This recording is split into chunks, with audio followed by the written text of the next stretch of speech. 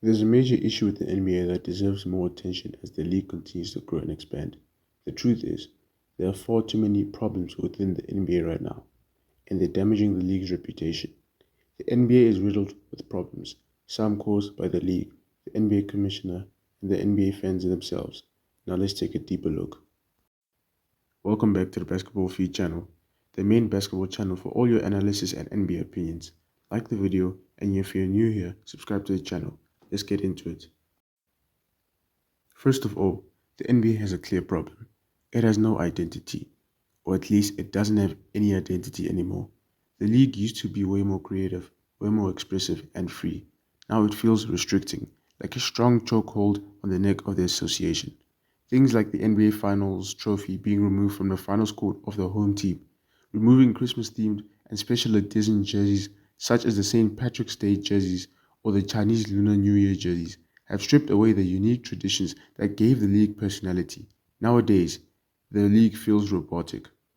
There is a slight bit of expression with the league introducing the City Edition jerseys as well as the NBA Cup into the mix, but the vibe doesn't seem the same. It feels distraught.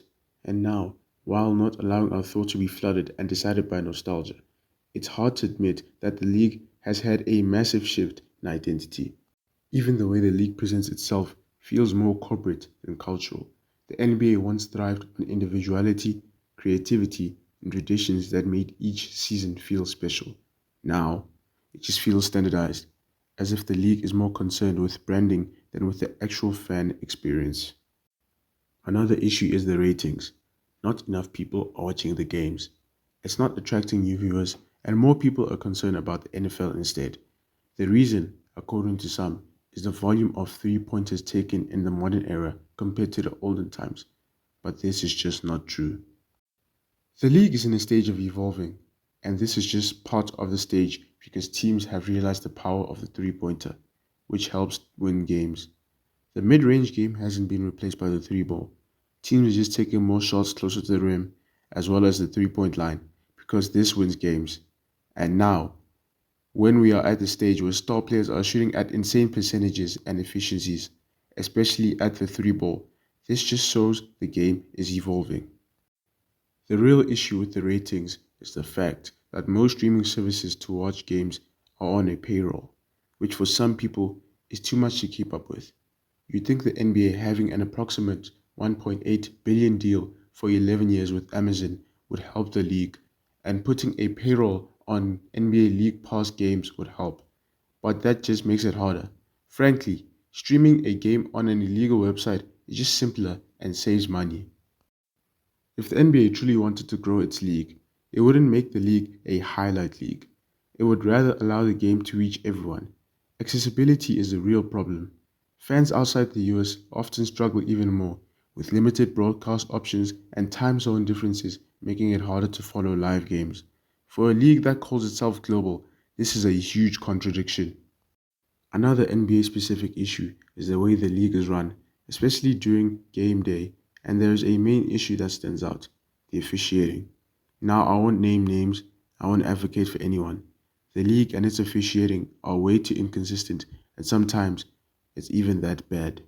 The fact that the officiating can have its inconsistencies while also just being a badly officiated league is what has ruined the NBA discourse. The fact that in a multi-billion-dollar association, you have players and even whole teams being officiated differently from others is what makes the league unwatchable. This is something the NBA can easily fix and assess. Fans notice when certain calls are made in one game but ignored in another. They notice when one team seems to benefit from whistles while another gets punished for the same actions. This inconsistency fuels frustration, conspiracy theories, and endless debates online. The NBA has the resources to fix this problem, but the lack of transparency and accountability keeps it alive. Last but definitely not least, fans run NBA discourse the most out of any factor. The NBA is the only league where fans will slander the modern era, call stats inflated, blame the rules, and just downright shame the modern era and its players. Inflation of stats is literally just a visual representation of evolving. The game is evolving. The game and its players are getting better. Old era lovers will come towards you, look you dead in the eye and calmly tell you that Michael Jordan is averaging 40 plus in this current era, without looking at the metrics, and also not pointing out the fact that players only averaged 40 back in the 1900s. We literally had Wilt average 50 a game. Trying to prove a point by discrediting the modern era, when the NBA rules and regulations have to change because the game is getting better and faster, rather than proving a point by using points from that specific era as blatant foolishness. It goes the other way too. Modern era lovers don't realize that the players from back in the day are pioneers of the game. Most of the stuff done today doesn't happen without the olden days pushing it. NBA fans need to realize that change is imminent, but change does come from a specific route. Social media makes this even worse. Platforms thrive on hot takes, and NBA fans are quick to jump into debates that lack nuance. Instead of appreciating the greatness of the game as it evolves, conversations spiral into arguments about who's overrated, who's inflated, and who wouldn't survive in another era.